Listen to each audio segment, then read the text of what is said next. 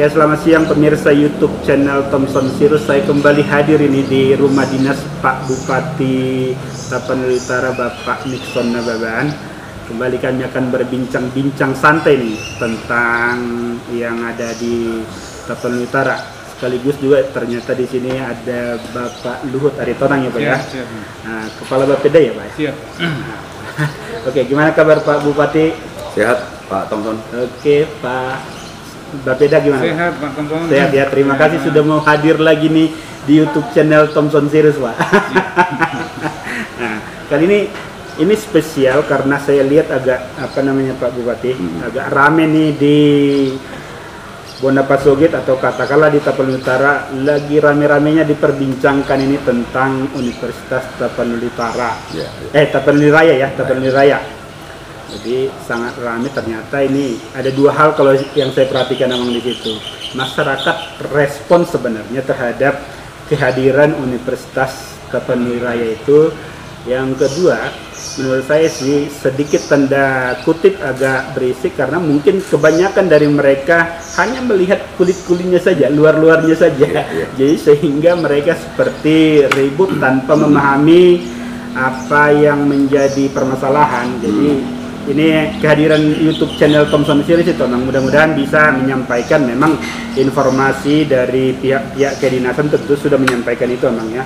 Tetapi karena pemirsa YouTube channel Thompson Sirus ini selain orang-orang Bonapasogit, ini juga banyak ini orang-orang perantau memang ya. Mudah-mudahan nanti mereka memahami apa yang menjadi ya persoalan utama lah, atau katakanlah di mana sih sebenarnya duduk letak ya dari permasalahan yang ada sekarang. Sebenarnya menurut saya sih belum permasalahan, masih proses. Oke Amang, kita awali dulu Amang. Memang sedikit di video yang kemarin sudah kita singgung tentang Universitas Tapanuli Raya. Kalau boleh tahu ini Amang, sebenarnya apa yang menggerakkan hati Amang sehingga mengusulkan atau katakanlah punya visi untuk membangun sebuah universitas negeri di Tapanuli Raya ini? Silakan. Ya, jadi tentu yang pertama yang saya pahami bahwa tidak ada sebuah peradaban baru, tidak ada sebuah kemajuan sebuah negara atau daerah tanpa pendidikan. Dulu juga No Mansion datang ke Tanah Batak ini bukan langsung mengajarkan Bible, agama, tetapi mendidik masyarakat Tapanuli Utara, Tapanuli Raya, melek huruf, baca tulis, kemudian dididik pertanian, dididik kesehatan, setelah cerdas baru masuk agama. Nah, tentu sejarah ini harus kita ingat. Nah, kemudian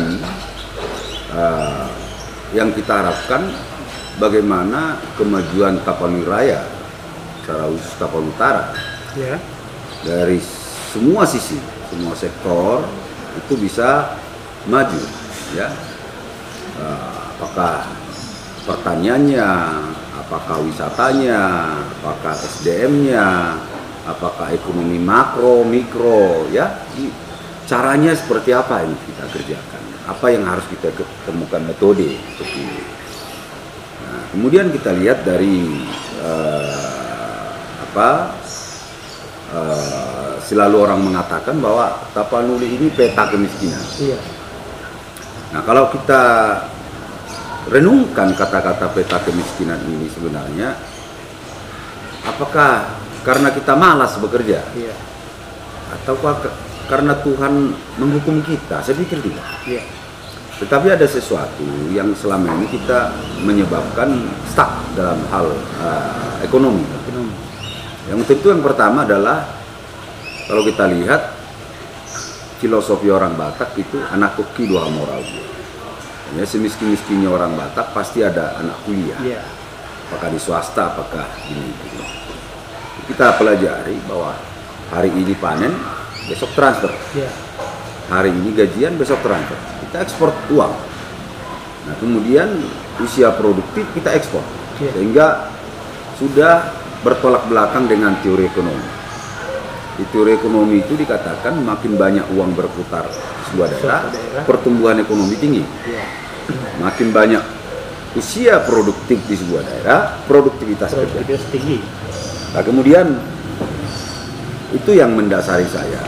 Pertama, ada keinginan saya ini bagaimana men-stop kita ekspor. Bagaimana kita meningkatkan SDM kita yang siap pakai. Bagaimana orang datang dari seluruh dunia, dari seluruh Indonesia, dari suku apapun, agama apapun, datang ke sini. Dan justru membawa uang dan belajar. Termasuk belajar tentang toleransi. Sehingga kita harapkan Tapal Nutara ini menjadi sebuah miniatur kebinekaan dan Pancasila.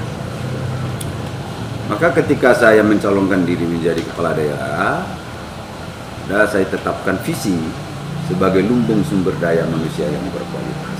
Itu sejak pertama ya? Sejak pertama 2013 saya mencalonkan diri dan 2014 terpilih menjadi kepala daerah. Artinya bukan lagi kita hanya di tingkat PAUD, TK, bukan lagi di tingkat SD, SMP, SMA, tapi sampai ke universitas. Nah, itulah yang mendasari kita, yang keinginan saya harus ada ini trigger kita buat agar multiplier efek itu, efek domino itu bisa sampai kemana-mana. Atau jangan-jangan seperti yang Amang ceritakan tadi ya, karena seringnya orang-orang Batak ya dari Bonapasugit ekspor uang ke daerah lain, atau justru itu yang selama ini mengapa susah banget kita menjadi sejahtera ya? Iya, termasuk.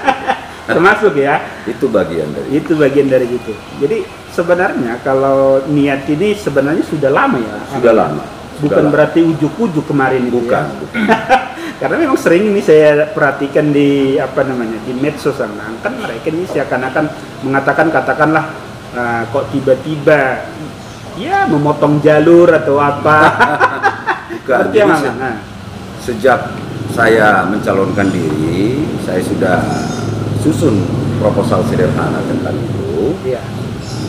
Nah, waktu itu Menteri Koordinator PMK kan Ibu Puan Maharani. Audiensi, saya surati, kemudian saya diarahkan ketemu sama Kemenristek Dikti ketika itu. Saya masih ingat Pak Muhajir ya. Muhajir ya. Saya ketemu, kemudian beliau buka regulasi ke saya. Nah, regulasinya ternyata sejak 2014 sebelum pemerintahan Bapak Jokowi ada moratorium untuk universitas negeri. Bahwa tidak boleh diperbolehkan mendirikan universitas negeri baru. Moratorium ada. Dan Kemenristek Dikti menyarankan kepada saya ketika itu ya, kalau ada swasta atau ada negeri yang tidak di bawah naungan Kemenristek Dikti, boleh kita akuisisi. Boleh kita ambil alih, itu tidak melanggar moratorium dan regulasi. Nah, ketika itu sampai mentok di situlah. Tidak jadi kita karena baru saya kasih izin peningkatan Stakpen menjadi YKN. Dari Stakpen 2016 kalau tidak salah, saya kasih persetujuan meningkat menjadi Institut Agama Kristen Negeri. Nah, artinya kemudian setelah itu kita mencoba melihat apa yang ada di YKN. Ternyata setelah YKN ada, kemudian ada fakultas baru di sana, yang umum, fakultas humaniora keagamaan. Kemudian jurusannya pariwisata kekristenan, sosiologi kekristenan. Nah, ini kembali timbul pertanyaan, ini masuk di pasar kerja seperti apa? Masuk jadi PNS seperti apa? Karena ada embel-embel agama tadi. Karena ada embel-embel agama tadi. Tentu ini harus hati-hati gitu. Kita boleh berbangga, tetapi pada intinya kebanggaan itu kan outputnya juga harus kita lihat dong. Harus diperhatikan. Ya, karena dalam agama kita dikatakan jadilah garam dan terang. Jadilah, ini harus keluar juga berkat untuk memberkati, kan begitu. Artinya harus bisa output itu betul-betul memang terserap dan menjadi buah ya menciptakan lapangan kerja dan siap bekerja. Nah, jadi bukan ujuk-ujuk enggak. Maka setelah tahun politik 2017 mulai, 2018, 2019, ya, kita coba usulkan lagi, tapi dengan kajian akademik. Jadi kita minta Sukovindo, lembaga kredibel ini menurut saya, membuat sebuah kajian visibility study. Kemudian juga kita libatkan Universitas Sumatera Utara, dan kajian itu lahir. Kajian itu lahir, dan itulah yang proposal saya sampaikan kepada Bapak Presiden dengan semua kementerian teknis.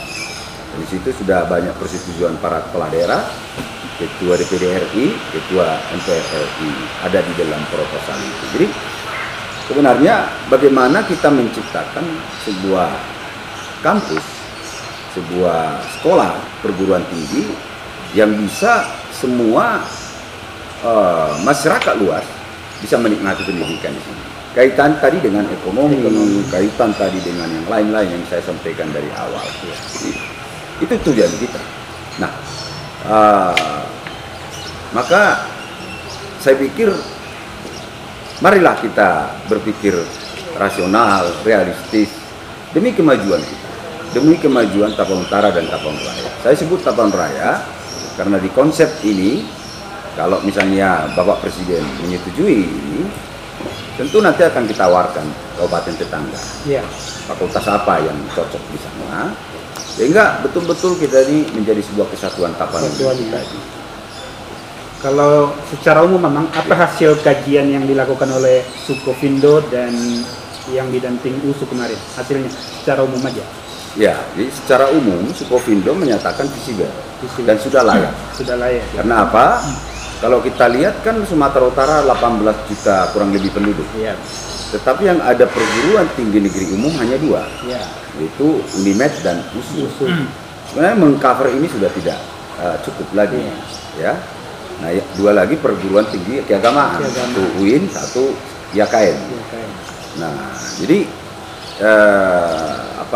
secara data dan fakta sebenarnya sudah sangat layak itu menurut Sukovindo, dan itu juga menurut USU. Ada perguruan tinggi negeri di sini. Yang kedua, secara ekonomi tentu akan berdampak luas, termasuk di program Bapak Presiden kita menjadikan Danau Toba menjadi KSPN, kawasan strategis. Artinya kampus ini bisa menyiapkan SDM, dan juga ada wisatawan domestik yang kita harapkan nanti dengan anak-anak kuliah, keluarga mereka juga, keluarga mahasiswa, dosen-dosen dan lain sebagainya. Ini akan mendongkrak wisata domestik, artinya berkembang secara masif seperti itu. Nah, dampak ekonomi, dampak SDM, ya kan, multiplier effect, itulah kajian di dalam tersebut. Nah, tetapi karena terbentur di moratorium, maka di kajian itu juga ada kajian tentang bagaimana kalau IAKN ini bertransformasi, bermetamorfosis, ya kan, menjadi universitas negeri umum, seperti itu. Soal nama kita serahkan ke Pak Presiden. Mau universitas Kristen negeri, mau universitas negeri umum atau Untara, atau universitas nomensen negeri, atau terserah. Itu masalah nama. Tetapi yang penting adalah bagaimana banyak fakultas umum masuk. Fakultas umum masuk, misal seperti kedokteran, pertanian, perkebunan, peternakan, maritim, teknik, keguruan, kesehatan masyarakat, geologi karena ada petesol, penerbangan. Ini bisa masuk nih. Sehingga anak-anak bangsa seluruh dunia, terutama anak-anak Tapanuli Raya, tidak perlu harus keluar. Itu yang kita inginkan, tapi harus fakultas umum, tapi mata kuliah harus umum. Jangan abu-abu, gitu. Jadi umum, enggak bisa bersaing di pasar global. Ini yang kita harapkan. Soal nama kita serahkan kepada pemerintah pusat, atau nanti kita duduk bersama. Seperti apa? Komunikasinya selama ini seperti apa, Pak? Ke apa? IAKN, karena kan memang ini ya seperti yang diperdebatkan di apa ini saya dengar juga kan IAKN memperjuangkan menjadi UKN, sementara tadi emang sebenarnya kan mengatakan tidak mempermasalahkan apakah nanti itu menjadi UKN namanya atau apa, yang pasti inginnya kan universitas yang umum. Kira-kira seperti apa umum. Nah, komunikasi dengan IAKN saat ini? Jadi itu kadang saya heran, Bung Tongkon, saya dibilang tidak mau duduk bersama. Saya kadang miris juga, ya. Setahu saya pernah agenda di Parapat untuk, kalau nggak salah GD apa waktu itu dibuat, saya hadir agar akreditasi IAKN ini naik. Kemudian waktu rektor dan dekan datang ke sini, kita undang rapat, ya, dan kita rapat waktu itu. Saya sampaikan, oke, UKN kita setujui, tetapi harus ada fakultas umum masuk dan mata kuliah umum juga yang berlaku. Tapi ketika itu Pak Bupati, ini akan terbentur di regulasi, bagaimana?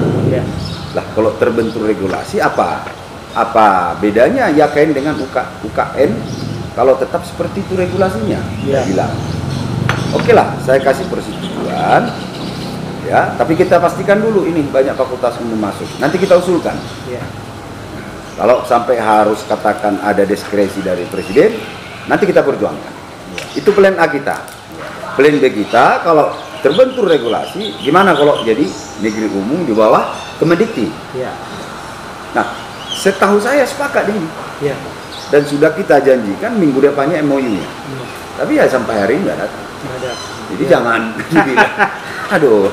Jadi jangan dikatakan bahwa nggak ada komunikasi, sebenarnya ada. Cuma mungkin di luar sana juga berbagai pihak ini kan punya kepentingan juga mungkin. Jadi yang harus dipahami masyarakat ini, terkadang kan dikira ini Pak Bupati main nyelonong aja gitu ya kan, padahal semua itu kan sudah dilakukan ya. Kalaupun harus kita, saya pikir begini, mari kita ya berpikir ke depan. Tak ada sebuah kesuksesan, tak ada sebuah keberhasilan tanpa mengorbankan sesuatu. Kalau misalnya kita, ya, IAKN jadi Universitas Negeri Umum, ya, tapi di bawah Kemendikti. Atau Universitas Kristen Negeri tapi di bawah Kemendikti, karena regulasi tupoksi di situ seharusnya. Ya kan? Dan itu ya saya sarankan agar Kementerian Pan-RB juga mereformasi semua sistem pendidikan nasional menjadi satu pintu. Jadi jangan semua kementerian punya perguruan tinggi negeri tapi outputnya tidak kedinasan. Ini kan juga pemborosan uang negara menurut saya. Biarlah Kemendikti urusan itu toh, kecuali kedinasan. Nah, kalau misal nih jadi Universitas Kristen Negeri, ya toh, ya kayaknya tidak hilang. Kita bukan tidak ada itu jadi IAKN ini hilang atau menutup IAKN, enggak lah. Kan ada yang filsafat, Fakultas Filsafat dan Agama. Nanti di situ, IAKN di situ. Dan tetap juga sejarah mencatat. Seperti misalnya nih, kalau ulang tahun Tapang Utara 5 Oktober itu selalu ada pidato ada sejarah tentang Tapang Utara. Itu selalu ada. Misalnya nih bilang waktu itu bahwa dulu Tapang Utara ini adalah Afdeling, gitu kan. Ada Tapteng, ada Tapsel, ada Taput. Kemudian Taput itu pecah menjadi Dairi, ya kan. Kemudian setelah tahun sekian Taput pecah lagi jadi Toba, jadi Humbang, gitu. Ada sejarah. Dan nggak bakal hilang. Jadi, itu makanya IAKN juga tidak akan hilang. Pasti di prasasti, di sejarah metamorfosisnya, transformasinya, dan mungkin setiap Dies Natalis atau wisuda pasti itu. Jadi tidak jadi musnah atau apa, tidak. Ya katakan seperti IKIP Medan dulu kan, sekarang jadi Unimed, ya kan, artinya orang tahu bahwa itu IKIP yang dulu kan begitu. Ini pun nanti mungkin seperti itu kan. Betul. Takpen yang dulu atau IAKN yang dulu inilah menjadi Universitas negeri yang sekarang yang di Tarutu. Cuma kan yang memperjuangkan sebenarnya biar umum aja kan begitu. Umum tapi dengan catatan Pak Thompson. Ya, dan ini pemirsa harus tahu. Bahwa visi misi tadi lumbung sumber daya manusia. Dan juga visi misi dari Bapak Presiden apa? SDM unggul, Indonesia maju. Nah, SDM unggul ini mau dikemas sistem vokasi. Nah, vokasi artinya keahlian.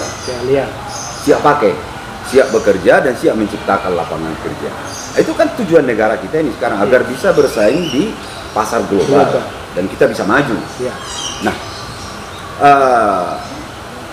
dalam arahan tersebut, dalam tujuan tersebut, itu kan masih bertransformasi UI, UGM, USU, dan lain sebagainya yang sudah senior. Tetapi Untara ini atau universitas apapun namanya ini, kalau dikelola Kemendikti ini nanti, ya kan, ini akan menjadi pilot project pendidikan vokasi. Artinya apa? Yang kita harapkan lompatan, lompatan ke depan. Tamat langsung nih, mungkin belum tamat udah dikontrak gitu ya. Atau masih kuliah dia sudah bisa menciptakan lapangan kerja, kreativitas dan lain sebagainya. Jadi bukan malah wah nanti pilihan ketiga lah itu, enggak. Justru ini akan menjadi lompatan ke depan, karena tujuan Presiden juga bahwa pendidikan tinggi di Indonesia ini harus semua nantinya berbau vokasi, keahlian. Ini kan banyak cerita-cerita miring juga di medsos yang saya dengarkan, Pak Bupati. Nah, itu hanya ambisi pribadi katanya, mengorbankan IAKN ya kan hanya karena ambisi pribadi. Gimana nih Bang? Coba ditanggapi lah biar masyarakat ini makin pintar ya kan. Saya bukan menjengkali masyarakat sebenarnya, tetapi kadang masyarakat ini hanya melihat kulit-kulitnya saja ya kan. Jadi saya juga kedatangan saya ke sini lebih kepada itu, biar langsung dapat informasi itu dari A1 lah. Karena ini kan Amang udah apa namanya ini, periode kedua, ambisi apa lagi ditaput ya. Kan nggak mungkin periode ketiga lagi. Gimana Bang, coba? Ya, sekali lagi ambisi saya bukan dalam konteks saya karena itu tadi secara politik Bupati hanya 2 periode. Dan saya belum ada merencanakan saya menjadi kemana. Tetapi ambisi saya sekali lagi harus saya temukan dan harus saya buat sebuah rumusan.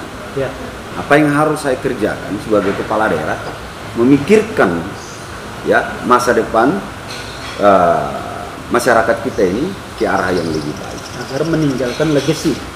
Ya, kalau legacy diingat ya puji Tuhan. Tapi bukan itu yang sebenarnya yang menjadi tujuan utama. Ya, seperti bandara ya mungkin legacy zaman saya. Saya zaman saya itu usulan-usulan zaman saya dan semua proposal zaman saya yang disetujui oleh Bapak Presiden, dan itulah bandara internasional. Dan hasilnya sangat bermanfaat. Sangat bermanfaat. PT Sol, energi itu di zaman saya. Kita sudah kecukupan energi 330 megawatt dan banyak investasi, banyak legacy yang sudah saya buat. Tapi bukan sebenarnya itu. Tujuan saya sekarang ini, saya ingin betul-betul seperti kata orang tua kita, bangso Batak, bangso Natar pasu-pasu, diga doboi masuk bangso nasi. Kan ini. Ya tentu dengan kemakmuran bahwa multiplier efek ini kan di sisi mikro juga kan terasa. Petani akan harga jual pertaniannya semakin tinggi karena ada demand.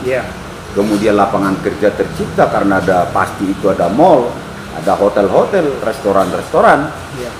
Ya kan, ada properti akan berkembang. Properti akan berkembang. Kemudian juga kos-kosan, jasa, angkot, semua akan multiplier efeknya luar biasa. Tanah-tanah akan naik harganya. Inilah triggernya yang saya maksudkan. Nah, kita melihat misalnya contoh satu ya, Malang.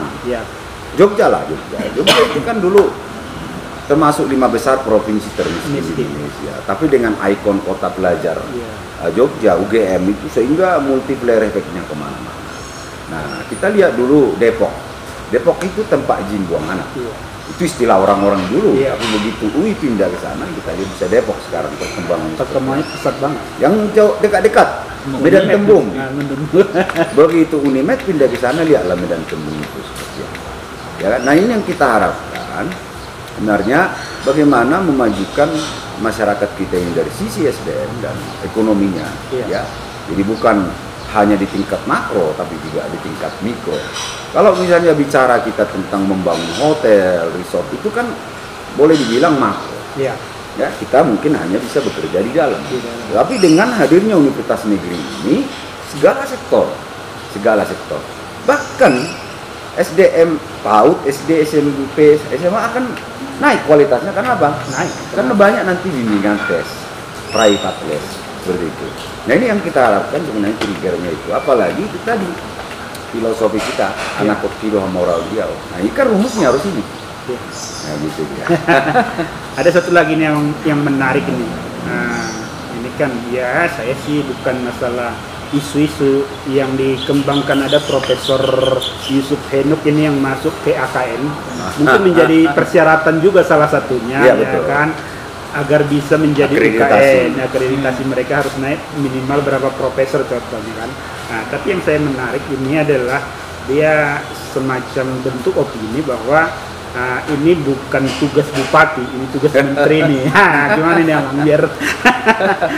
Ya, saya tidak mengenal beliau, dan saya tidak pernah ketemu beliau. Tapi yang saya lihat dari media sosial, Google, dari media sosial, ya orang bisa menilai lah siapa dia. Ya, saya tidak usahlah masuk ke area privasi beliau. Tapi dari situ orang bisa menilai siapa beliau. Ya, saya berharap bahwa apa yang disampaikan itu silakan, ya, ayo kita diskusi, ya, ayo kita diskusi, bawa ke saya regulasi, bawa ke saya aturan, ya kan? Nah, kalau memang aturannya boleh, ayo, apa sih susahnya? Nama, ya kan? Apalah arti sebuah bukan masalah nama, yang penting output, ya kan? Outputnya bagus. Ini kan kayak misalnya sekolah-sekolah Katolik, karena bagus sekolah-sekolah Katolik, segala suku agama masuk ke situ karena bagus. Nah, kita berharap itu, gitu loh. Kalau outputnya jelas, ya monggo. Nah, ini kan juga saya mengusulkan ini juga bentuk pembelajaran saya kepada pihak yang berwenang di AKN. Kamu bikin sekolah ini, Anda bikin sekolah ini, pikirin outputnya ini. Apakah sudah sampai sekarang? Apa ada ini kerjasama dengan sinode-sinode gereja? Apakah HKBP, Katolik, dan lain sebagainya? Kalau memang ada, dan jelas ini seperti misal Duta Wacana dan lain sebagainya, ayo monggo silakan. Nggak ada masalah, tinggal kita pikirkan berapa diterima, ya kan? Jangan sebanyak-banyaknya diterima, tapi yang pensiun hanya sekian. Ini akan menumpuk nanti. Ini harus hati-hati kita, jangan nanti jadi masalah sosial. Nah, jangan terjadi masalah sosial. Nah, jadi apa yang disampaikan itu, ya saya pikir rakyat kita udah cerdas, udah pintar, ya, menelaah apa yang disampaikan oleh beliau itu. Ya, gitu. Jadi ini penting Amang, karena apa ya? Ini saya lihat kan pembentukan opini seakan-akan bahwa bupati tidak punya hak lah untuk mengajukan menjadi Universitas Negeri yang sifatnya umum tadi. Itu yang perlu kita paham. Sedikit ini Amang ke Pak Luhut ya, biar jangan hanya dulu gini. Oke Bang, secara regulasi sebenarnya bagaimana prosesnya ini? Coba disampaikan ke masyarakat kita ini, terutama Tapanuli. Apakah ada yang menyalahi nggak dari yang Amang lakukan ini, langkah-langkah itu? Sehingga sekarang ini kan titiknya sekarang udah di kementerian kan, artinya bila ini nanti katakanlah disetujui presiden, entah apapun seperti yang dikatakan Pak Niso tadi namanya, ya kan, tidak ada sebenarnya yang kita langkahi, termasuk ya AKN-nya kita juga bukan tinggalkan gitu loh. Gimana Pak Luhut? Ya, terima kasih Pak Thompson. Jadi kembali lagi sedikit lagi, kalau bisa saya komentari tentang ambisi Pak Bupati kami, Nixon Beban. Kurang lebih saya 1 tahun bagaimana mendampingi Pak Bupati ini tentang Universitas ini Untara ini. Secara jujur memang ini tidak kewenangannya Bupati, Universitas kepentingan masyarakat. Tadi Pak Bupati sudah sampaikan bahwa ini kita sangat butuhkan sebuah pendekatan untuk perubahan suatu daerah. Itu yang bisa saya tangkap selaku Kepala Bapeda. Ini harus mutlak dilakukan di Tapanuli Utara karena pendekatan-pendekatan yang lain sudah kita lakukan, baik dari sektor pertaniannya, mungkin ke industri belum dalam, tapi ini sudah dilakukan di Tapanuli Utara. Kita menangkap visinya Pak Bupati ini jauh ke depan. Kalau saya bilang ini sedikit lagi ide gila sebenarnya. Masuk ide ini ke universitas. Sekali lagi tidak kewenangannya gubernur, tidak kewenangannya bupatinya, tapi mendirikan. Iya, mendirikan. Tapi mengusulkan, ya. Inisiasinya ini ada sama Pak Bupati kita, sama Pak Wakil, bagaimana melihat Tapanuli Utara ini dan Tapanuli Raya.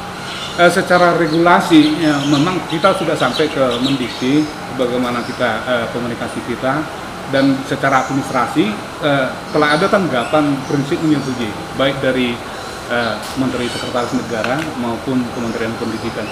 Ini yang mungkin harus dikomunikasikan bagaimana mengatur regulasi ini nanti sehingga keinginan ini bisa terwujud.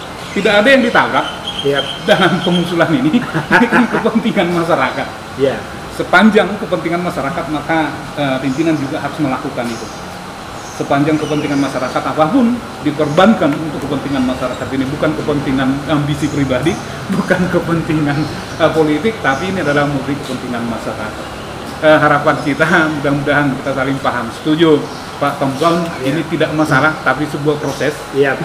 Sebuah proses mungkin agar sedikit-sedikit lebih paham, seluruh elemen masyarakat ini lebih paham tujuan Pak Bupati kami ini, visi Pak Bupati ini untuk menghadirkan Universitas Umum di Tapanuli Raya. Ini mungkin yang bisa saya sampaikan, sekali lagi tidak ada yang ditabrak secara regulasi. Jadi terima kasih Pak Luhut. Itu sebenarnya kedatangan saya juga gitu. Jangan pemirsa YouTube channel Thomson Sirus, jangan Anda nanti berpikiran negatif juga bahwa nanti dipikir Amang Nixon yang mengundang saya ke sini. Tidak, saya yang meminta semacam tanda kutip klarifikasi ya. Jadi jangan Anda pikir nanti saya tetap letaknya ini udah media ini kalau YouTube channel Thomson Sirus. Secara pribadi saya punya kepentingan politik, contohnya suatu saat kalau ada pilkada, tetapi media YouTube channel Thomson Sirus siapa saja boleh bersuara di sini. Itu sebabnya saya minta ke Pak Bupati agar masyarakat tahu, karena kan nggak mungkin masyarakat Tapanuli Utara satu-satu datang ke rumah dinas ini untuk menanyakan perkembangan itu. Nah, media YouTube channel Thomson Sirus itulah salah satu di sampingnya media-media resmi Pemkab Tapanuli Utara. Ya, saya berpikir bahwa YouTube channel Thomson Sirus dapat dijadikan sebagai salah satu ya tempat untuk mendengar langsung dari Pak Bupati, dari Pak Luhut yang langsung ya menjalankan proses ini ya, seperti itu. Kalau nanti juga orang IAKN berbicara di silakan, nggak ada masalah bagi saya. Yang penting kita bagaimana masyarakat Batak diajak terbuka berpikir, jangan hanya berbicara di belakang. Jadi kita biar biar anak naraja ya. Jangan suka menggosip lah, terutama bapak-bapak. Oke, Pak Bupati, ini sedikit lagi sebelum kita tutup ya. Ini seperti apa sekarang kondisinya di kementerian? Udah posisi di mana sekarang, Pak? Jadi ini kan setelah ada surat dari Kemenko PMK menyetujui, kemudian Kemendikti, Sesnek untuk antar lembaga. Nah, kemudian kita surati lagi Pak Presiden agar memimpin ratas rapat terbatas kementerian dalam hal mewujudkan ini. Jadi yang kita surat itu Kemenko Manifest, Kemenko PMK, kemudian juga Kemendikti, Kemenak, Kementerian Keuangan, Gubernur Sumatera Utara, dan Menteri Sekretaris Negara, Menteri Sekretaris Kabinet. Artinya kita tunggulah Pak Presiden memimpin ratas koordinasi ini, dan kita harapkan juga nanti beliau Bapak Presiden yang kita cintai ini jadi bisa melihat seperti apa ini kepentingan yang lebih besar ya. Kepentingan yang lebih besar sehingga juga bisa memutuskan metode secepatnya, secepatnya dalam hal membentuk pendidikan nasional Indonesia yang tadi cita-cita beliau membuat pendidikan vokasi tersebut. Artinya bahwa tamat itu harus orang-orang menjadi ahli di bidang masing-masing seperti itu. Nah, tugas tanggung jawab saya sebagai bupati, ya, ada memang instansi vertikal, ada. Tetapi kepala daerah itu bertanggung jawab terhadap apapun yang terjadi di daerah. Dan wajib melaporkannya kepada pemerintah atasan. Nah, yang saya perhatikan di daerah saya ini, ya kan, banyak alumni-alumni yang tidak lagi tertampung bekerja dan lain sebagainya. Tentu saya harus memberikan solusi. Saya ajukanlah proposal, saya buat kajian. Ada apa ini? Itu tugas kepala daerah. Jadi jangan salah. Bukan saya mencampuri, tidak, tetapi saya harus objektif melihat ini semua. Dan kita juga harus objektif melihat kenyataan ini semua, gitu loh. Sehingga dengan cara itulah saya bicara kepada pemerintah pusat. Ini loh kepentingan kami. Ini masalah di daerah kami. Nah, kalau kepala daerah tidak memikirkan persoalan, bukan kepala daerah namanya. Iya kan? Kalau enggak, jangan ada di daerahnya, itu kan gitu kan. Nah, seperti itu.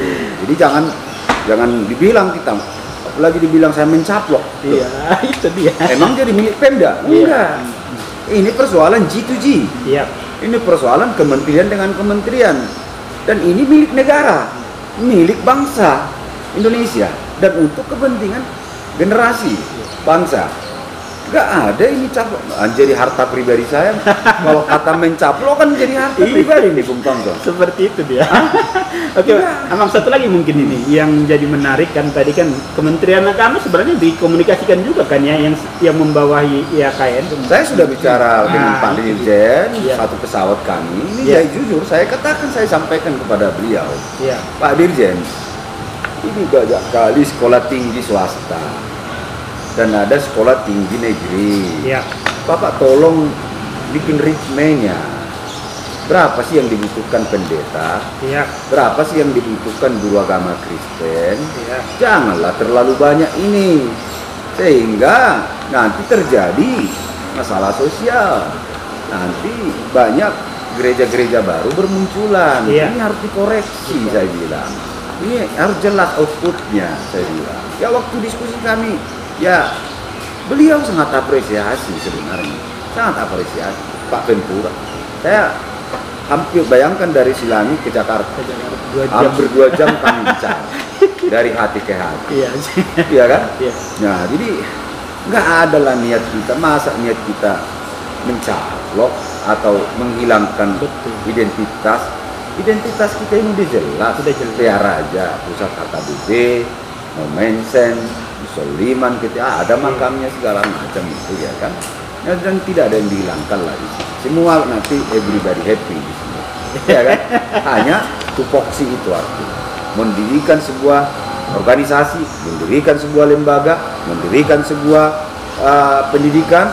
Tentu sekali lagi jangan kita ulangi sejarah lama. Kita bentuk sejarah baru, bentuk lembaga pendidikan, dia harus jelas outputnya. Berapa yang masuk, berapa yang keluar, berapa lapangan kerja, siap enggak menciptakan lapangan kerja agar bangsa ini kuat. Karena sekali lagi tidak ada sebuah kemajuan tanpa SDM yang kuat. Dan lembaga pendidikan itu harus menjadi penopang pembangunan. Harus menjadi garda terdepan dalam membangun bangsa ini.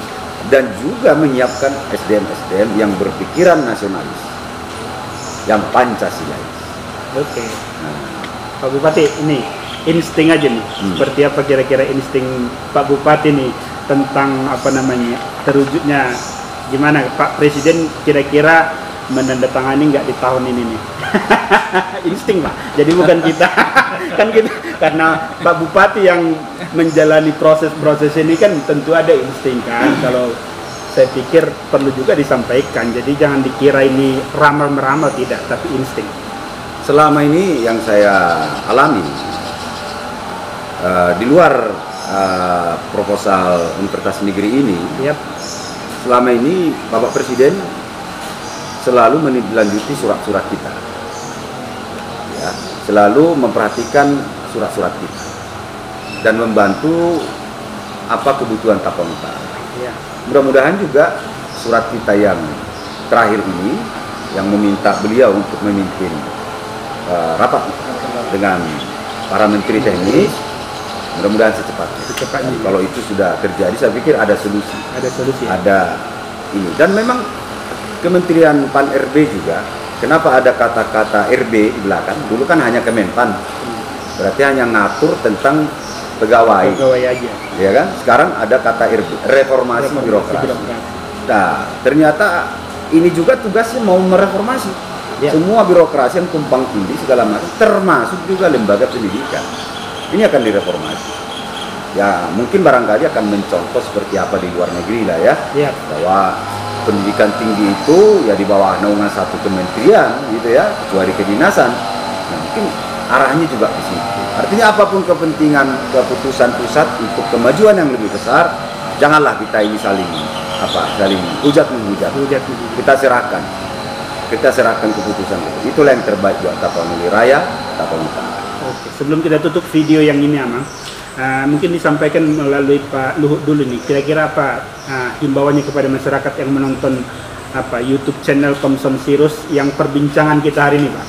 Harapan kita ke depan, para penonton YouTube ini, harapan kita ke depan, mari kita saling bergandengan tangan. Ada perbedaan, ya Pak Bupati kita sudah membuka ruang, tempat, segala perbedaan itu, mari kita diskusikan.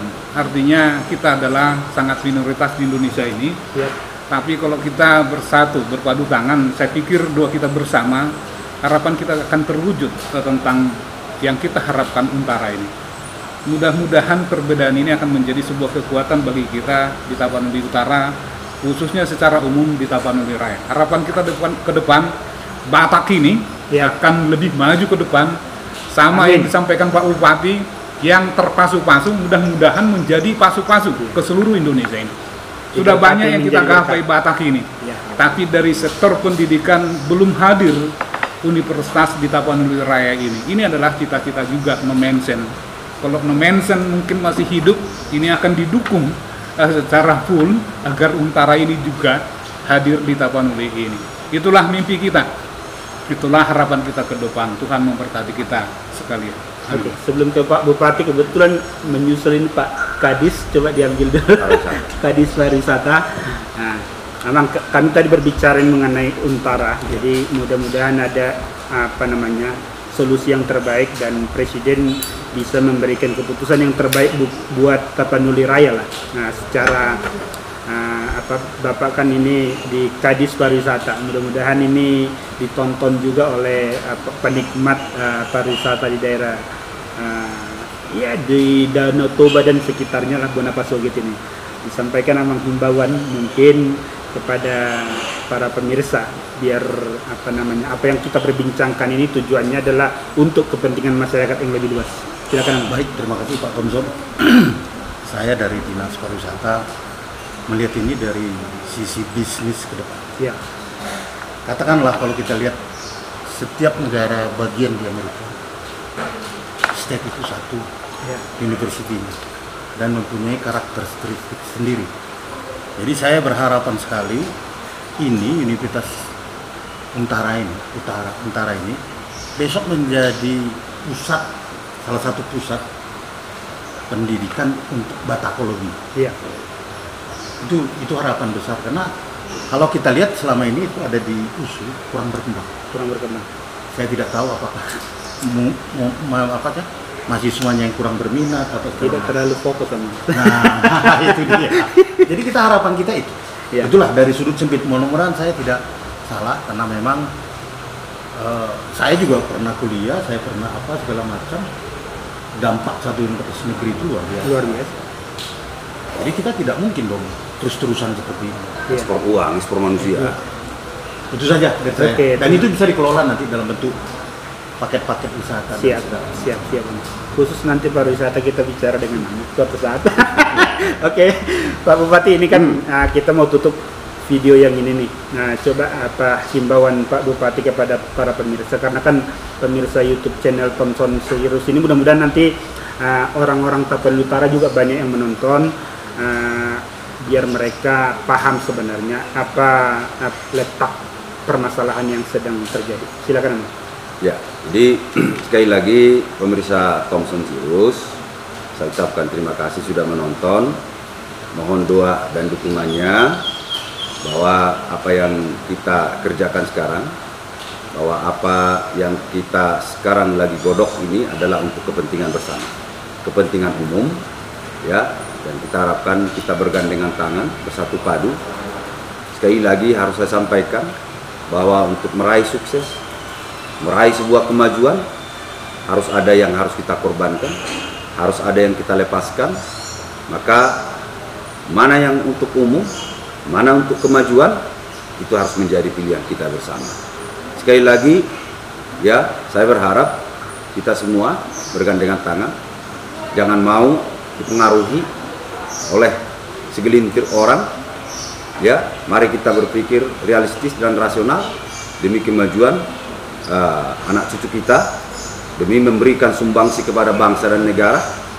Kita ciptakan sebuah kemajuan, ya, yang berarti sehingga kita keluar dari peta kemiskinan, sehingga ekonomi kita bisa berputar, anak-anak kita bisa bersaing di pasar global, tidak ekspor uang, tidak ekspor manusia, tapi seluruh dunia, lintas suku, bangsa, ras dan agama datang ke Tapanuli Raya, datang ke Tapanuli Utara. Mungkin itu, sekali lagi terima kasih. Tuhan memberkati kita semua. Sukses, merdeka. Merdeka. Oke, pemirsa YouTube channel Thompson Sirus, itulah perbincangan saya tadi bersama Pak Bupati Tapanuli Utara, Bapak Nixon Nababan, bersama Pak BKD, Bapeda, Pak Luhut Aritonang, bersama Pak Yunus Sutauro, Kepala Dinas Pariwisata. Mungkin tidak semua bisa kami jawab perbincangan-perbincangan di dunia maya atau di kedai-kedai kopi yang sedang diperbincangkan di Tapanuli Raya ini, tetapi mudah-mudahan apa yang menjadi perbincangan tadi dapat menjawab lah paling tidak sebagian besar apa yang menjadi polemik di berbagai di tengah-tengah masyarakat lah, terutama di Tapanuli Utara. Tadi sudah kita dengar apa yang menjadi tujuan utama daripada Pak Nixon beserta ya Pemkab Tapanuli Utara lah, mengapa perlu Universitas Tapanuli Raya di daerah Bonapasogi. Ya, kita berharap perbincangan ini adalah salah satu titik untuk menjelaskan kepada para masyarakat, kiranya bisa dimaklumi, bisa dipahami secara bersama-sama. Bila ada yang kurang, contohnya dalam proses itu Pak Bupati, Pak Bapeda, Pemkab bersedialah untuk terbuka. Jadi jangan dibangun opini di luar sana bahwa kita katakanlah tertutup, tidak. Ini proses ini sangat-sangat terbuka dan berproses sudah lama. Mudah-mudahan ya pemirsa YouTube channel Thompson Sirus bisa memahami. Kedatangan saya juga di sini bukan karena Pak Bupati atau bukan karena seperti apa. Tujuan saya media YouTube channel Thompson Sirus ini bisa membuka seluas-luasnya wacana dan perbincangan baru di daerah Bonapasogi. Terima kasih Horas bagi pemirsa YouTube channel Thompson Sirus. Horas.